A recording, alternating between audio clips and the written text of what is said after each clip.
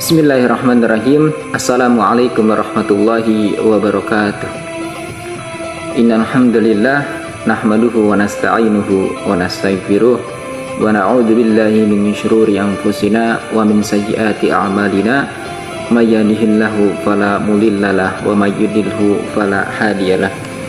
Asyhadu an la ilaha illallah wahdahu la syarikalah wa asyhadu anna Muhammadan abduhu wa rasuluhu la nabiyya ba'dah. Allahumma salli wa sallim wa barik ala sayyidina Muhammadin wa ala alihi wa ashabihi wa man tabi'ahum bi ihsanin ila yaumiddin. Amma ba'du. Rabbi shrah li sadri wa yassir li amri wa hlul 'uqdatam min lisani yafqahu qawli. Amma ba'du. Pada video kali ini saya akan membuat sebuah video sebagai salah satu persyaratan atau untuk menggantikan nilai ulangan akhir semester 6 mata kuliah fikih kontemporer. Dan pada pembahasan kali ini saya ingin mengambil tema mengenai penggunaan mikrofon ataupun pengeras suara dalam ibadah. Oke, sebelumnya apa itu fikih kontemporer? Fikih kontemporer yang dikatakan oleh para ulama yaitu la taswiro fil kitab wala sunnah, sesuatu yang tidak digambarkan di dalam kitab maupun dalam sunnah Nabi Shallallahu Alaihi Wasallam. Jadi sesuatu tersebut adalah sesuatu hal yang baru terjadi pada zaman sekarang ini. Kalau kita melihat perkembangan zaman yang sangat maju, maka banyak sekali hal-hal yang berkaitan kita tentang ibadah ini dan penemuan-penemuan baru yang berkaitan juga dengan ibadah kita.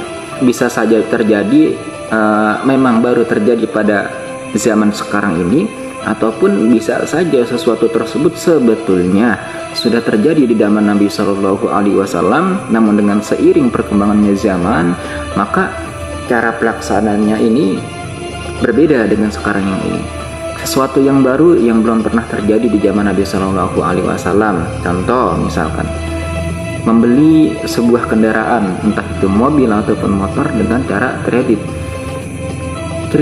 Katanya sih orang ini membeli sebuah kendaraan, akan tetapi pada prakteknya yang sebetulnya adalah si pembeli ini menyewa kendaraan dalam waktu tertentu, ia mengkredit kendaraan tersebut, dan ketika kreditnya ini sudah lunas maka barulah diberikan seluruh haknya baik surat maupun kendaraan kepada pemilik tersebut gitu.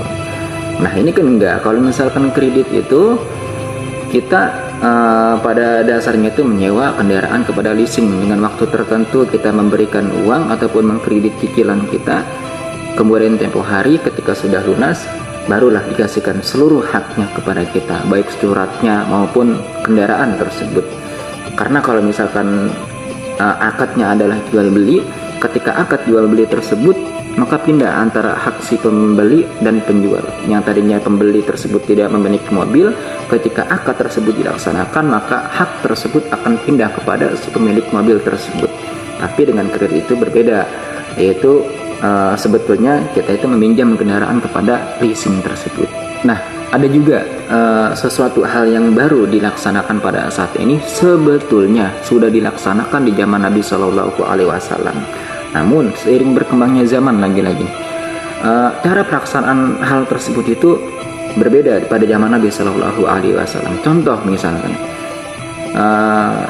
zaman Nabi Shallallahu Alaihi Wasallam, para sahabat itu menunda kehamilan dengan metode azl. Azl itu sebuah metode di mana seorang laki-laki, suami istri yang sah, si suami tersebut mengeluarkan spermanya di luar kelamin istri sahnya tersebut. Sedangkan pada zaman sekarang ini sudah banyak kita temui, sudah banyak kita jumpai alat kontrasepsi untuk menunda kehamilan. Entah alat tersebut dipakai pada si laki-laki ataupun dipakai pada perempuan tersebut.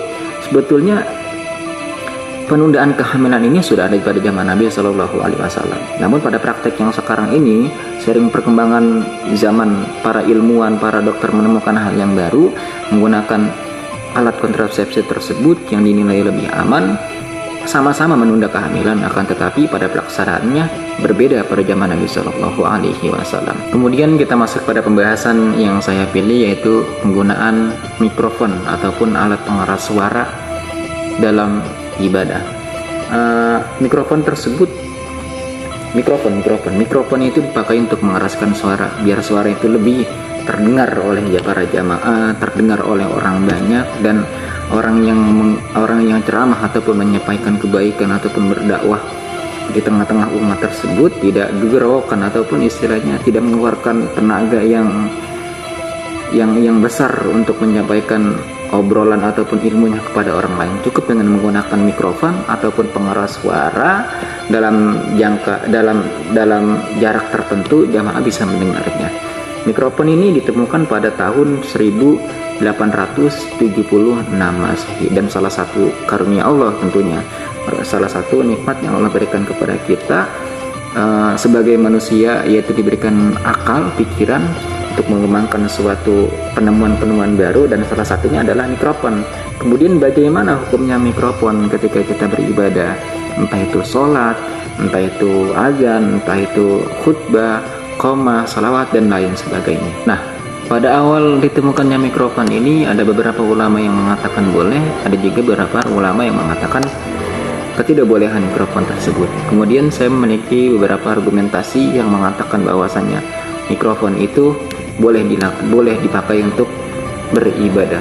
Pertama, asal segala urusan dunia hukumnya boleh, termasuk juga mikrofon.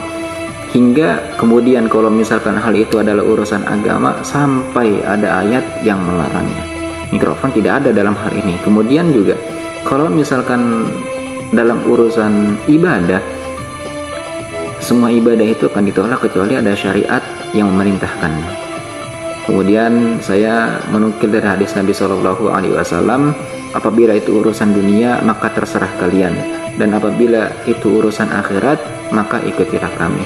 Kemudian yang jadi pertanyaan adalah, apakah boleh seandainya hal tersebut, walaupun hal baru tersebut, mikrofon lah contohnya, yang kita pakai tersebut ditemukannya oleh orang non muslim ataupun orang kafir? Jawabannya adalah boleh, karena pada saat dulu Nabi Shallallahu Alaihi Wasallam hijrah dari Makkah ke Madinah, beliau menggunakan jasa seseorang sebagai petunjuk jalan, yaitu yang bernama Abdullah Uraikid sebagai petunjuk jalan, namanya Abdullah Uraikid. Kemudian juga sebagaimana dalam sebuah kitab dikatakan, ambillah buahnya, buanglah kayunya ke api. Nah, mikrofon ini kita gunakan alat menyebar kebaikan, untuk berdakwah, untuk menyampaikan ceramah agar bisa tersebar lebih luas, agar bisa terdengar oleh orang-orang yang mendengarkan suara si pendakwah tersebut dengan jelas, dan akhirnya sampai ilmu yang disampaikan oleh pendakwah tersebut ataupun oleh mubalik kepada mustami ataupun orang yang mendengarkan ceramah tersebut. Kemudian yang kedua adalah agama itu dibangun atas dasar kemaslahatan, dan jika kita membaca ataupun mendengarkan kisah-kisah para nabi ataupun para sahabat Nabi Shallallahu Alaihi Wasallam, banyak sekali pelajaran yang dapat kita ambil. Agama itu dibangun atas kemaslahatan dan menolak kemadharatan. Kemudian ada sebuah cerita yang menarik. Salah seorang syekh, yaitu Syekh As-Sa'di, beliau kemudian hari didatangi oleh seseorang yang memakai kacamata. Kemudian seseorang tersebut mengatakan, wahai syekh, janganlah pakai mikrofon tersebut, karena sesungguhnya mikrofon itu diciptakan ataupun ditemukan oleh orang kafir ataupun oleh orang non muslim. Kemudian Syekh Sa'di tersebut mengatakan kepada pemuda tersebut yang memakai kacamata, wahai seorang pemuda, bukalah kacamatamu. Dan kemudian seorang pemuda tersebut pun menuruti perintahnya dan membuka kacamatanya. Kemudian beliau bertanya kepada si pemuda tersebut, sekarang apa yang bisa kamu lihat? Bukankah penglihatanmu menjadi buram? Bukankah penglihatanmu menjadi tidak jelas ataupun tidak danta seperti engkau memakai kacamata? Nah, kemudian dalam hal tersebut Syekh As-Sa'di ini berkata, jikalau mikrofon ini tidak boleh dipakai untuk mensiarkan agama Islam, maka apa bedanya dengan kacamata tersebut? Karena kacamata itu memperjelas penglihatanmu untuk membaca Al-Quran, maka kacamata tersebut itu bisa memperjelas penglihatanmu, untuk memudahkanmu untuk menghafal Al-Quran, menghafal hadis Nabi SAW. Begitupun ketika mikrofon digunakan bisa mendatangkan kemaslahatan untuk memperdengarkan suara, untuk mensiarkan agama Islam agar lebih terdengar oleh banyak orang ataupun oleh banyak jamaah. Kemudian yang ketiga adalah sarana tergantung pada tujuannya. Nah, mikrofon ini kita gunakan untuk hal-hal yang baik, untuk kemudian dipakai imam agar suara imam tersebut terdengar oleh para jamaah, ataupun ketika khutbah agar suara khotib ini terdengar oleh para jamaah. Baik tujuannya, baik niatnya, maka segala sesuatu yang digunakan dengan niat yang baik, perkara yang mengantarkan kepada sesuatu tersebut menjadi baik juga. Contohnya itu seperti khutbah tadi, ataupun seperti azan, untuk mengumandangkan azan, memperdengarkan orang-orang azan, menandakan untuk masuknya waktu sholat. Hal tersebut juga pernah dilakukan oleh Nabi Shallallahu Alaihi Wasallam. Nabi Shallallahu Alaihi Wasallam pernah mengutus Abbas radhiyallahu, kemudian Bilal bin Rabah untuk menyerukan azan, karena mereka berdua ini memiliki suara yang keras. Nah, tidak bedanya dengan sekarang ini dimudahkannya dengan penemuan mikrofon, menggunakan alat pengeras suara agar kemudian orang-orang dapat mendengar dengan jelas. Kemudian juga yang mengumandangkan azan ataupun khotib yang berkhutbah ataupun seorang dai yang berceramah tidak banyak mengeluarkan tenaga untuk menyampaikan isi ceramahnya ataupun menyampaikan azannya, menandakan waktu sholat kepada para jamaah ataupun orang-orang sekitarnya. Kemudian tidak ada ulama yang mengingkarinya, bahkan di Masjidil Haram dan Masjid Nabawi juga menggunakan mikrofon dan tidak ada ulama yang mengingkarinya. Artinya mikrofon ini boleh dipakai untuk beribadah, entah itu sholat, entah itu azan, dan acara-acara lainnya yang sekiranya itu perlu digunakan untuk menggunakan mikrofon tersebut. Nah, kemudian bagaimana ataupun sampai mana batasannya menggunakan mikrofon? Jika menurut buku yang saya baca, jikalau itu memang perlu digunakan dalam sesuatu acara ataupun perlu, ya intinya perlu digunakan, silakan gunakan, seperti halnya azan ataupun khutbah ataupun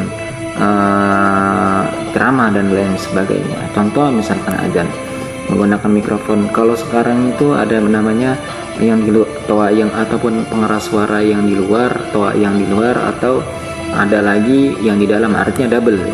Si pengeras suara tersebut ada yang di luar, ada pula yang di dalam. Nah, kalau menurut buku yang saya baca ataupun artikel yang saya baca dan beberapa sumber yang saya baca itu, kalau azan itu silakan menggunakan mikrofon luar, karena dengan menggunakan mikrofon luar, orang-orang yang mungkin lupa akan jam sholat kemudian mendengar suara azan menjadikannya ingat akan sholat. Kemudian ketika sholat, hendaknya seorang imam yang menggunakan pengeras suara itu menggunakan mikrofon di dalam masjid saja, tidak menggunakan mikrofon yang di luar masjid, seperti itu. Oke, mungkin itu yang bisa saya sampaikan pada video kali ini. Pada intinya adalah menggunakan mikrofon ini boleh, walaupun ya penemunya adalah orang non muslim. Sama halnya ketika kita menggunakan ini YouTube video ataupun HP yang saya gunakan untuk merekam video ini bukan penemuan orang muslim, akan tetapi penemuan orang non muslim ataupun orang kafir. Tapi kita ambil kemaslahatannya, karena dengan menggunakan mikrofon, dengan menggunakan YouTube, dengan menggunakan HP ini bisa kita jadikan alat untuk mendakwahkan, mensiarkan agama Islam, mensiarkan Islam lebih luas lagi, menyampaikan ilmu kepada rekan-rekan, menyampaikan ilmu kepada para pendengar sekalian. Pada akhirnya hanya itu yang mungkin yang bisa saya sampaikan. Billahi taufiq wal hidayah. Assalamualaikum warahmatullahi wabarakatuh.